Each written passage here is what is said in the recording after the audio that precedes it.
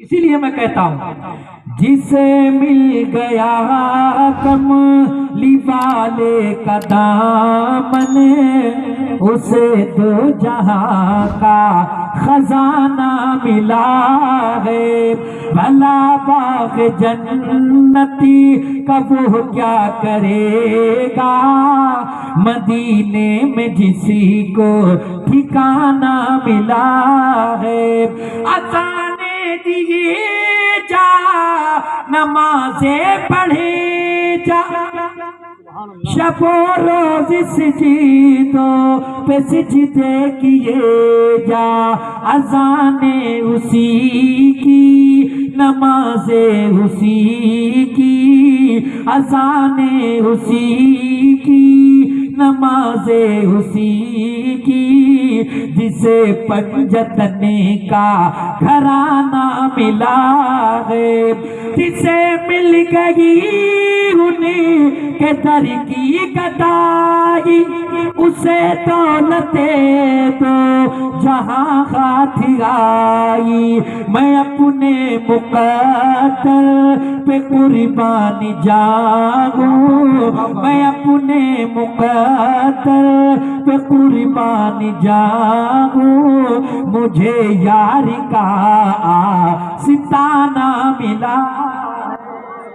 نعرہ تکبیر، نعرہ رسالت، حضور سید قمر الحسن میاں صاحب قبلہ، سرزمین مرادپور بنڈا، اراکین کمیٹی، انجمن غلامان آل محمد میاں صاحب قبلہ، سبحان اللہ سبحان اللہ۔ توجہ ہے آپ کی؟ طبیعت لگ رہی ہے؟ بولو سبحان اللہ، اور بولو یا رسول اللہ۔ ایک بار درود پاک پڑھو، اللہ رب محمد صلی اللہ علیہ وسلم، محمد صلی اللہ علیہ وسلم، صلی اللہ تعالی علیہ وسلم۔ اعلیٰ حضرت عظیم البرکت فرماتے ہیں پہلے ہو ان کی یاد، پہلے ہو ان کی یاد کہ پائے جلا نماز، پہلے ہو ان کی یاد کہ پائے جلا نماز، کہتی ہے یہ اذان جو پچھلے پہر کی ہے، کہتی ہے یہ اذان جو پچھلے پہر کی ہے۔ پچھلے پہر کی اذان کون سی ہوتی ہے معلوم؟ کبھی پڑھی نہیں ہوگی؟ پچھلے پہر کی اذان کہتے ہیں فجر کی اذان کو۔ کون سی اذان کو؟ فجر کی اذان کو کہتے ہیں پچھلے پہر کی اذان۔ تو سلطان صلاح الدین کے دور میں انہوں نے مکہ اور مدینہ شریف دونوں میں فجر کی اذان سے پہلے سرکار پر درود و سلام پڑھا جاتا تھا۔ کیا پڑھا جاتا تھا؟ درود و سلام، مدینہ شریف میں بھی اور مکہ شریف میں بھی۔ تو یہ جاری کس نے کروایا تھا؟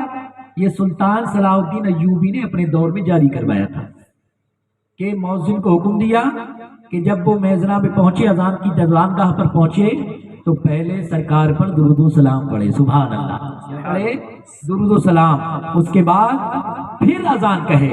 تو شروع کروانے والے صلاح الدین، اور اس کو ختم کروانے والا کون ہے جانتے ہو؟ اس کا نام ہے محمد بن عبد الوہاب نجدی، ابن عبد الوہاب نجدی۔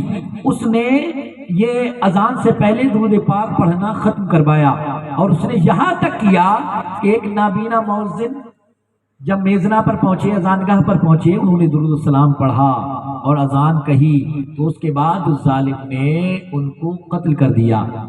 لوگوں نے پوچھا ایسا کیوں کیا؟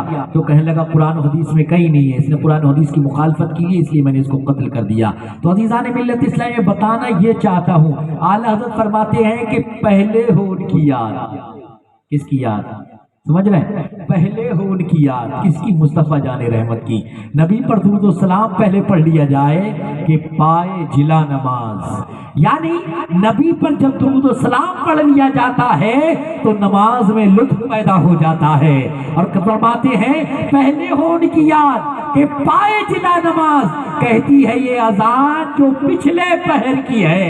عزیزان ملت اسلامیہ، تو نبی پر درود پاک پڑھنا اپنا وظیفہ بنا، اٹھتے بیٹھتے پڑھ لیا کرو۔ لمبا درود یاد نہیں ہے تو صلی اللہ علیہ وسلم، میں نے آپ کو یاد بھی کروا دیا، جن کو یاد بھی یاد ہو گیا ہوگا انشاءاللہ، کہیے صلی اللہ علیہ وسلم۔ یہ وظیفہ ایسا ہے کہ کوئی عمل کام آئے یا نہ آئے، یہ عمل ضرور کام آئے گا۔ آئے گا یا نہیں آئے گا؟ کیوں آئے گا؟ کیونکہ یہ وہ بارگاہ ہے کہ جس بارگاہ پہ درود پاک پڑھا جا رہا ہے، ان کی شان یہ ہے، ان کا مقام یہ ہے۔ اللہ قرآن کریم کے اندر فرماتا ہے ان اللہ وملائکتہ یصلون علی النبی یا ایھا الذین آمنوا صلوا علیہ وسلموا تسلیما۔ اللہ فرماتا ہے بے شک اللہ اور اس کے ملائکہ درود بھیجتے ہیں نبی پر، تو اے ایمان والو تم بھی نبی پر خوب درود بھیجو۔ اللہ بھی یہ عمل کر رہا ہے، فرشتے بھی یہ عمل کر رہے ہیں۔ پھر اللہ فرما رہا ہے ایمان والو تم بھی درود بھیجو۔ کس پر بھیجو؟ نبی پر درود بھیجو۔ اور میرے پیارے جو نبی پر درود بھیجتا ہے مرنے کے بعد اس کا چہرہ 14ویں کے چاند کی طرح چمکتا ہے۔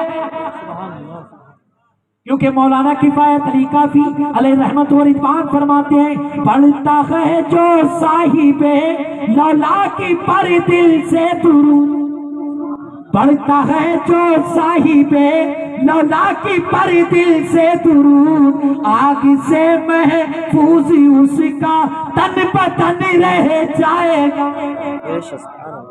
تو نبی پر درود پاک پڑھنے کی عادت بناؤ، اٹھتے بیٹھتے پڑھا کرو، پڑھیں گے نا انشاءاللہ۔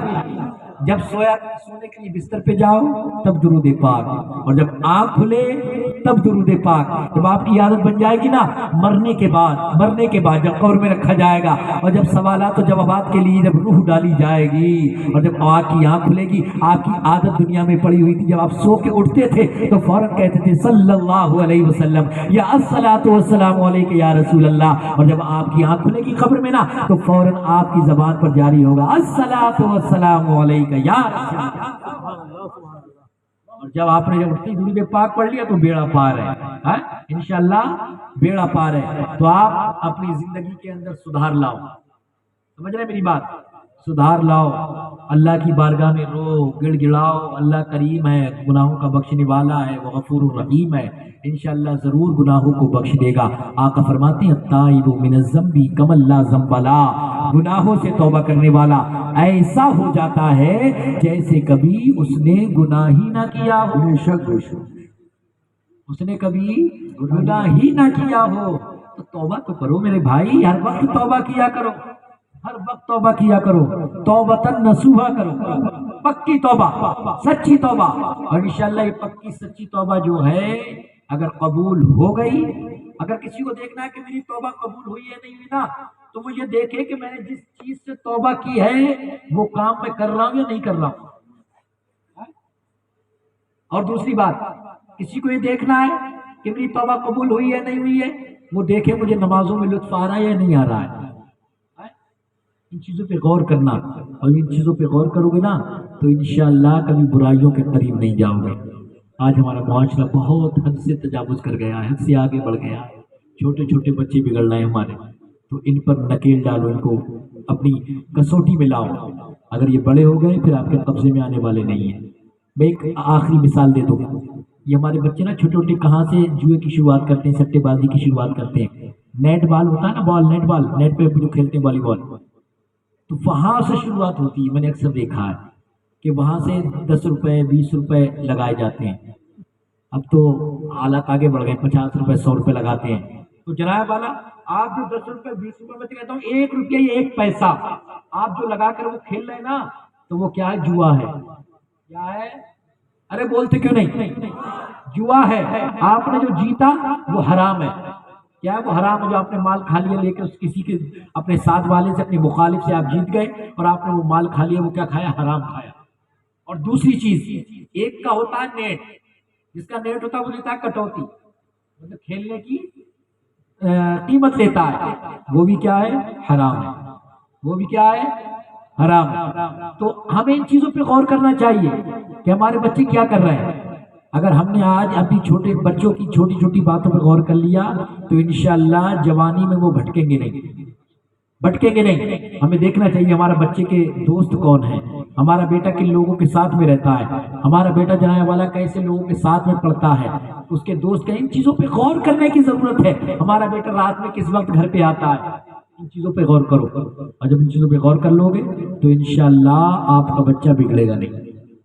बिगड़ेगा नहीं। ये मेरी बातें लिख लेना, नोट कर लेना। और मैं अपनी माँ बहन बेटियों से भी गुजारिश करूंगा कि आप भी अल्लाह के लिए नमाजों की पाबंद हो जाएं, नमाजों की पाबंद हो जाएं। अगर आप नमाजी हो गई, आप नमाजी हो गई, कुरान पढ़ने वाली हो गई, तो इंशाअल्लाह घर का माहौल खुद ब खुद सुधर जाएगा, घर के अंदर सुधार खुद आ जाएगा।